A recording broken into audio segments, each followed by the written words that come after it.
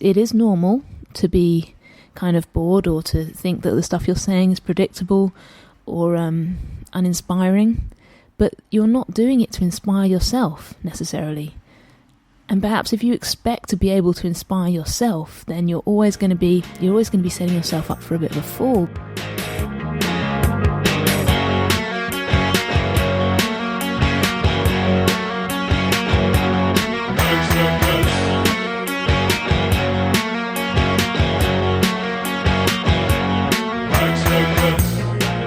Welcome to Hack Circus.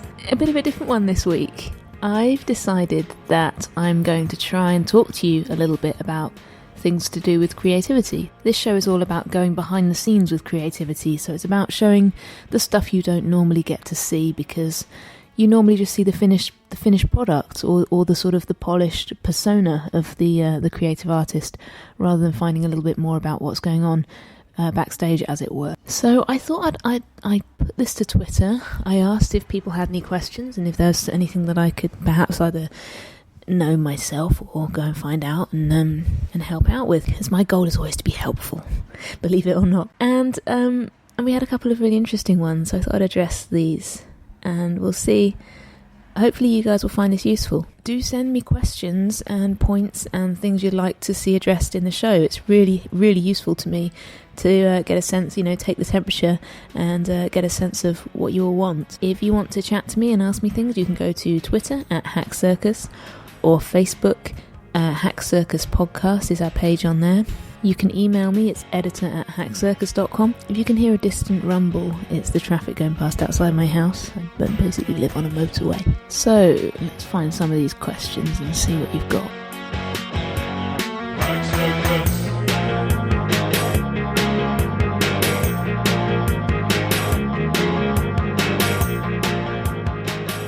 So Kev Frost on Twitter says, I bore myself when I read what I've written. Is this normal?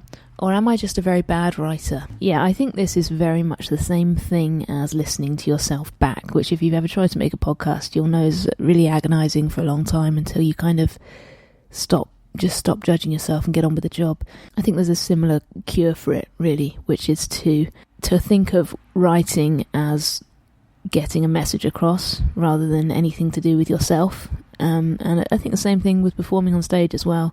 Forget that you're there. In a way, even like I've just done a sort of comedy talk for a group, and even though people were laughing at the jokes, which was great, you can't really enjoy that. I find, well, I guess some performers can, but I think you sort of bank it and you carry on doing your show, because if you stop and kind of go, oh yeah, that was really funny, wasn't it? You become really emotionally invested in it, and you just swap sides. You become the audience, and actually you stop doing the job that they want you to be doing. You stop serving them if you start kind of putting yourself too much into their position and sort of distancing yourself too much from your own message. You have to be the one who's there as a safe pair of hands to deliver the message, and it's the same in performing, and I think it's the same in writing. Now, of course, it depends exactly what kind of writing you're doing. I don't know what kind of writing Kev means. I sometimes, I read my own stuff back and I still feel like, well, that's very obvious. Like, why are you saying that? And I'm sure there are other people who read it and you can't help it to some extent. You are putting yourself in the audience's position, of course, and trying to judge whether they're getting anything useful out of it. And you are thinking, maybe they also think that the things I'm saying are obvious and that this blog post or this piece of writing, this email, is completely redundant. But I think actually it's very rarely redundant to say things, even if they've been said before. If you think about the popularity of these quotes that you have on like the decals that are very sort of trendy at the moment to stick on your bedroom wall or your bathroom wall or whatever, with an inspirational quote on it. This is proof that saying things over and over, if they're true, it never goes out of fashion. People don't mind hearing it, actually, and they like hearing things in a new context. So for you, of course, it's an old context. It's just you saying what you've been thinking for a while. So it's not original, it's not particularly inspiring, but you feel like for some reason at some point you felt you needed to say it. So, stand by that past version of you, because for other people, they have a sense of it being perhaps an idea they already know about, but in a new context that it's coming from you. So it's not new to you, but it's new to them. So I think, yes, it is normal to be kind of bored, or to think that the stuff you're saying is predictable or uninspiring, but you're not doing it to inspire yourself necessarily.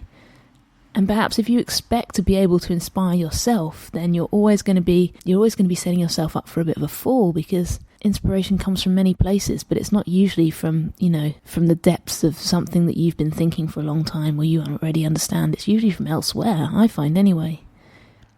So I think don't expect to be particularly invigorated by the things that you say yourself. Judge your own writing by the reception it gets. Do other people enjoy it? Do what I was doing, bank the response. Don't necessarily respond to it at the time, but have it there to confirm to you that what you're saying is useful or funny or entertaining or whatever the point of it was supposed to be at the time. So accept the responses of others before you hear your own inner critic, if you like, because your own inner critic doesn't really know anything. Now, the second question is from a lady on Twitter who I'm not going to give her name because I kind of hope to have her on the show one day, and I don't want you to feel different or already have an idea about her beforehand, I suppose. I want all of the things about her to be a surprise because she's fantastic. She has sent me a question which is, how can I become a benevolent dictatoress, if that's a word, without a bloody coup? Now, this is typical of her. She's joking, of course, about the violence and so on. What she wants to do is to feel like she's a leader, I think.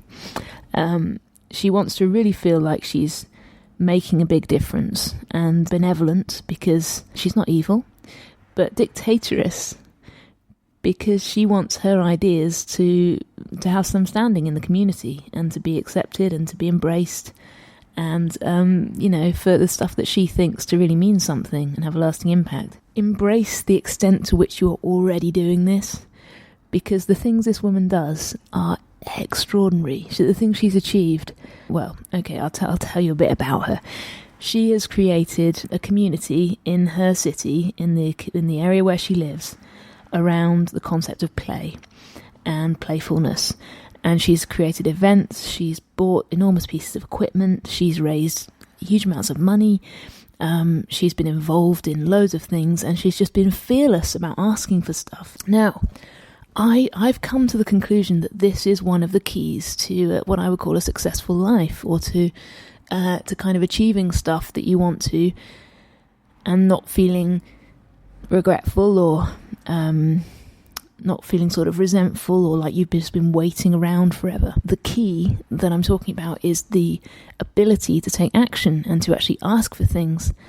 I think especially as women, we're slightly socialised not to ask and not to expect things, and just to sort of maybe wait around for things to happen to us. But this proves that, the senselessness of that sort of behaviour. If you want something to happen, you've got to just do it. You've actually got to get involved. And it's really hard because you're used to not getting involved, or used to waiting, or you're used to, listening to all those voices in your head and your body telling you you're too tired, or telling you something will happen, or it's not the right thing, or it'll be a bit painful for a while and that'll put you off. Or what if you have to go through all these things that are like, there's a whole load of hurdles and some of them seem really insurmountable.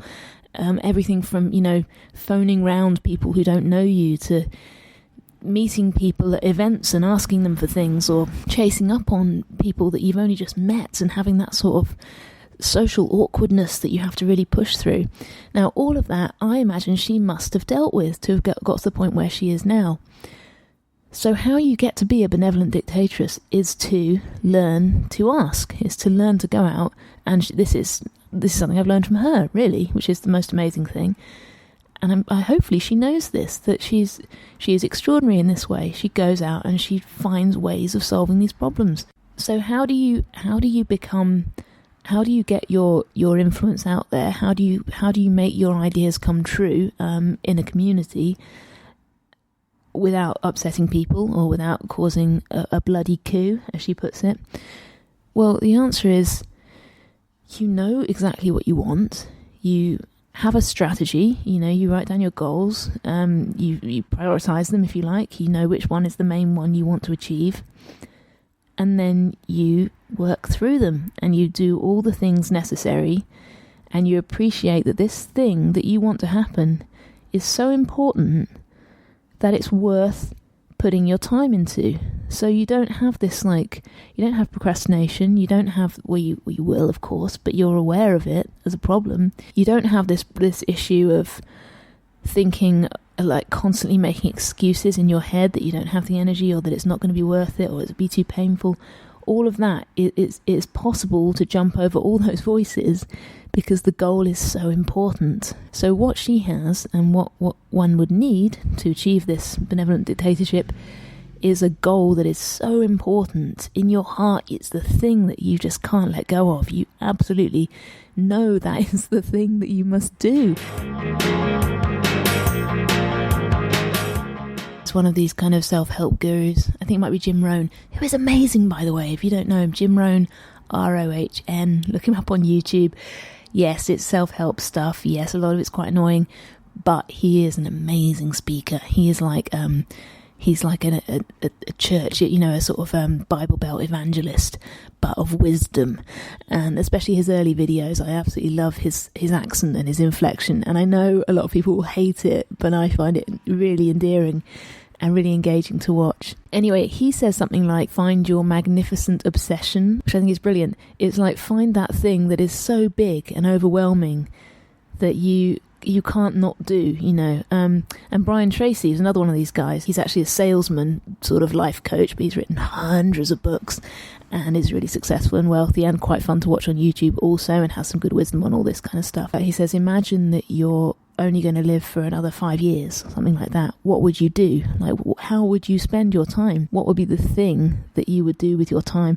Or imagine you've, got all the money in the world. You've just won however much, £1 billion on the lottery. What would you do with your time? What would you continue to do? Because those are the things. Or what would you continue to believe? Now, those are the beliefs and the activities which are the true ones, which are the ones which really give you positive energy and motivate you and all that kind of thing. And I can get, I don't want to get too woo, as they say, with all this sort of stuff, because it's quite easy for me to, because I'm a bit like that. But how do you become more powerful, or how do you become an influencer without upsetting people?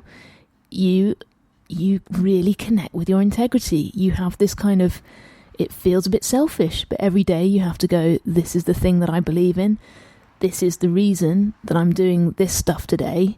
And get yourself excited about it. And if you're not excited about it on that day for some reason, that's fine. Oliver Burkeman, the psychologist, who's another fantastic sort of inspiring writer, I'd like to get on this show sometime. Oliver Burkeman says, if you don't feel motivated, don't worry, you don't need to. Just get on with it anyway. And I love that. That's such a it's kind of an anti-self-help message, but I kind of love it. He says the most successful people don't think of themselves as having to get geared up every day particularly. They know what they've got to do that day because they've got it written down. That's part of their goal, their goal is to achieve this thing, which means that every day they have to do a certain amount of something. So they go to their desk, they feel like shit, they really don't want to do it, they'd rather be reading Twitter, but they open their laptop, they turn the internet off, and they just get on with it. They don't even think. It's like an automatic thing. I have to do this. It's like, if you want to get to the kitchen in the morning, you've got to use your legs, whether you want to or not. You've got to get up. You've got to just do it. So it becomes an automatic, almost physical thing for a lot of these people. That you build these habits into your life, which really just get you through. You don't overthink it. Once you've got your goal and you've got your real connection to your kind of your ambition or your important values and your beliefs in life, once you know all that and that's down, which is obviously the hard bit for a lot of people, but once you've got that, everything else is pretty straightforward. You just get on with it. You do your day's work because you know that all your day's works are leading up to the thing that you want to achieve. And that's quite a beautiful thing, really. And that's something that I've witnessed myself, for example, in the dancers that I've worked with. As regular listeners will know, I was the first digital artist in residence earlier this year at contemporary dance company Rambert in London. One of the main things I learned from that was that if you just do something every day automatically, then you get really good at it. It's like, yes, sometimes you need a framework for that. I did some personal training earlier this year just to sort of see what it was like. One thing that I learned was I need a witness. I need a peer. I need somebody to keep an eye on what I'm doing. I'm almost like a mix between a coach and an audience, really. Somebody to keep check. That's really inspiring for me. And it'll be different for different people, I guess. But I suppose that's why things like personal training work so well for people. But yeah, with the dance, doing something every day so that it becomes more uncomfortable not to do it, that's the key.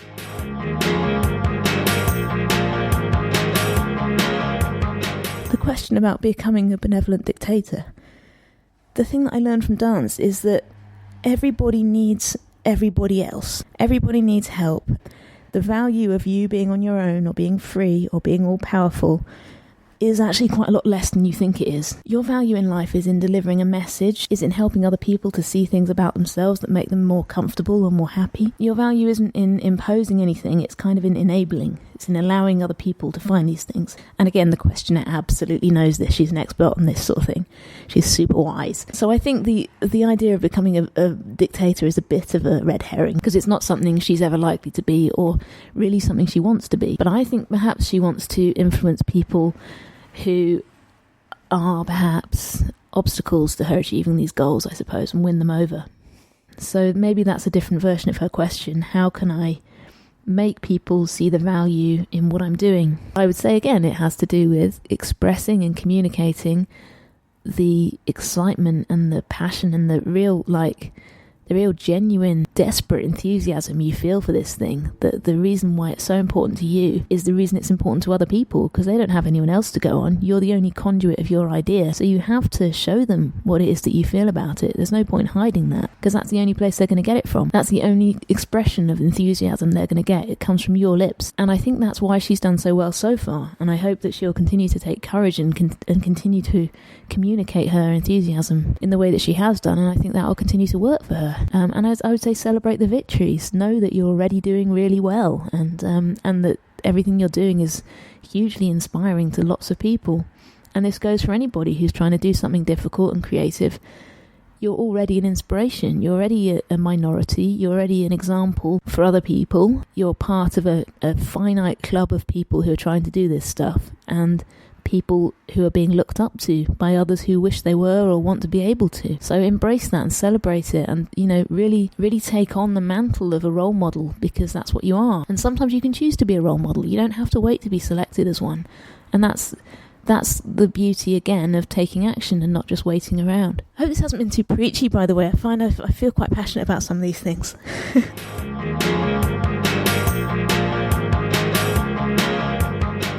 Okay, a couple of new questions have come in. These questions are actually about me and my practice, which I'm perfectly happy to answer on to. I wasn't really angling for questions about myself, so it's kind of nice, but also, if it's annoying, let me know. But this is what's come in. This is what the listeners want to know, so I'll give them a go.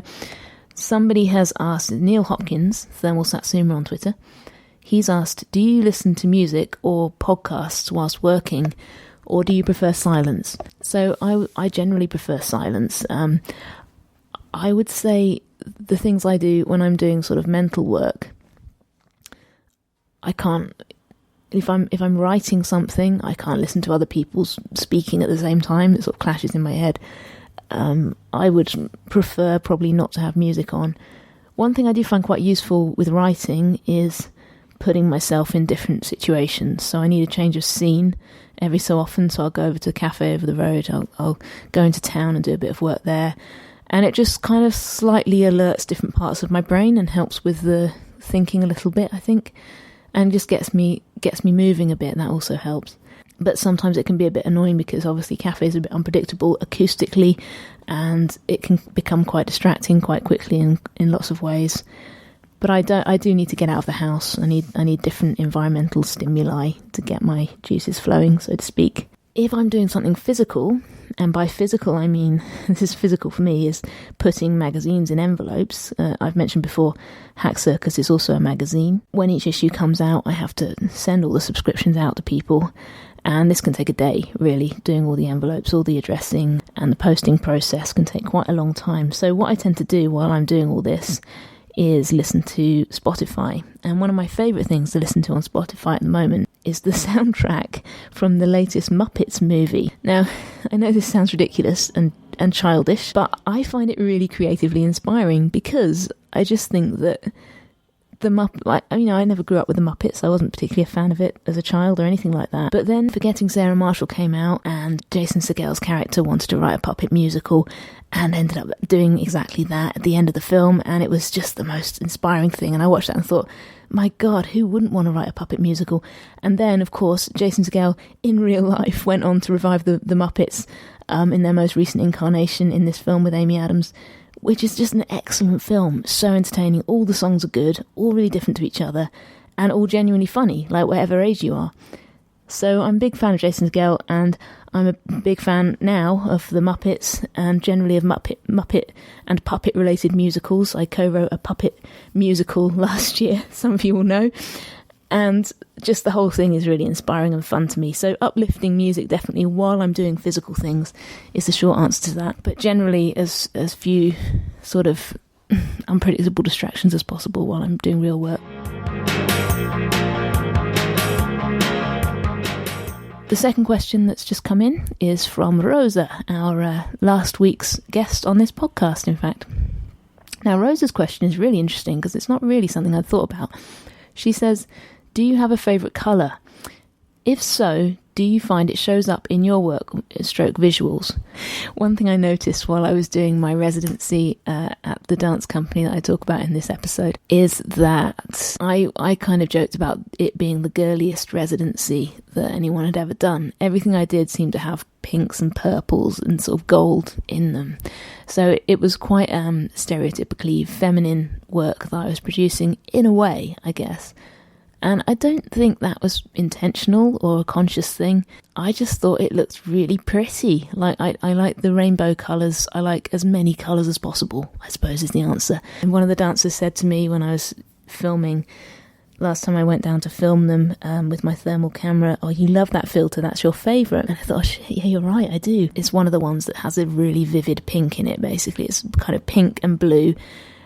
Super intense, saturated, really bright pink and a really bright purpley blue, and that combination I sort of find again and again in things that I do, and in my house, and in things that I buy, and increasingly in things that I wear. I just need that sort of intensity in my life, I suppose. I just find them lovely, and they really light up my brain. So I hope that was useful. I'm really excited about some of the bookings I've made for the show over the next couple of months, so there will be a load of good interviews, and there'll be more of this sort of thing if you find it interesting and useful. If you do, let me know. editor@hackcircus.com or @hackcircus on Twitter, whatever. You know how to get hold of me, and I'd like to do more of these if you find them useful. So do send in any questions and comments. That's always really, really good, really helpful to me. Thanks for listening, and I'll see you next week.